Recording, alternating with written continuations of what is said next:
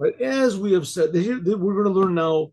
This is a saying from the previous Lubavitcher Rebbe. As we have said so many times and before, that the message of Judaism is not just that God created the world, and not just that God creates the world every instant, and not just that God enlivens us and gives us the power to see and hear and etc. and life in our soul and everything. He gives us every instant, constantly, every human being. But even more, that God cares about everything. And he cares about what we do, every single detail. And God provides for us if we trust him and if we do what he says. So God will provide for us. Of course, you'll have a lot of questions. I also have a lot of questions because there were terrible tragedies that happened to Jews that did keep the Torah. That's the history of Judaism, right? Being driven out of all these countries and all these pogroms and inquisitions and things like that. I also have questions, but nevertheless, that's the message of Judaism.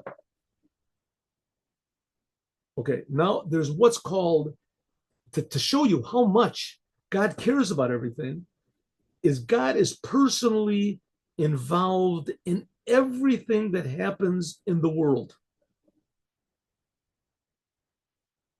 And even more, everything that happens in the world is connected to every other thing that happens in the world.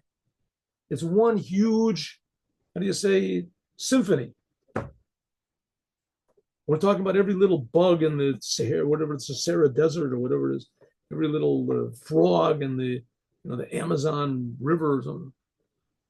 Everything is being created, all of every molecule on planet Zork or whatever it is, this solar system of Grum or whatever it is, in these upper worlds, and everything is being created by God, and God cares about everything, but especially this world, because God gave the Torah in this physical world.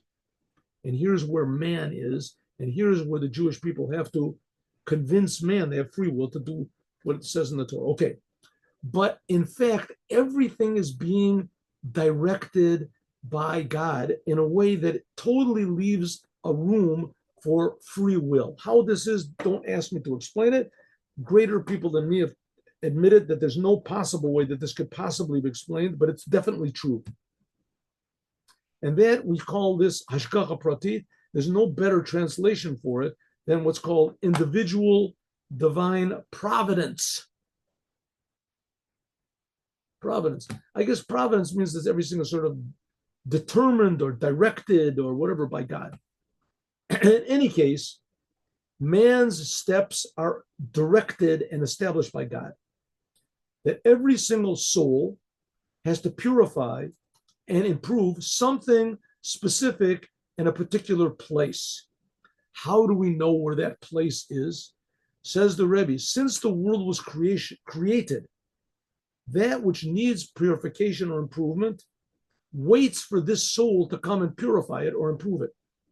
The soul also has been waiting since it came into being.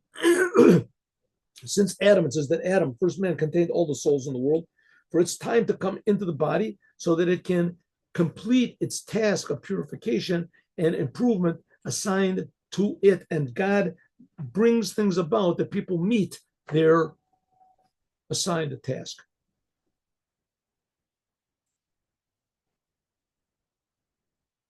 Which your assigned task can just be something as simple as saying good morning to somebody or doing a favor for somebody, doing something good.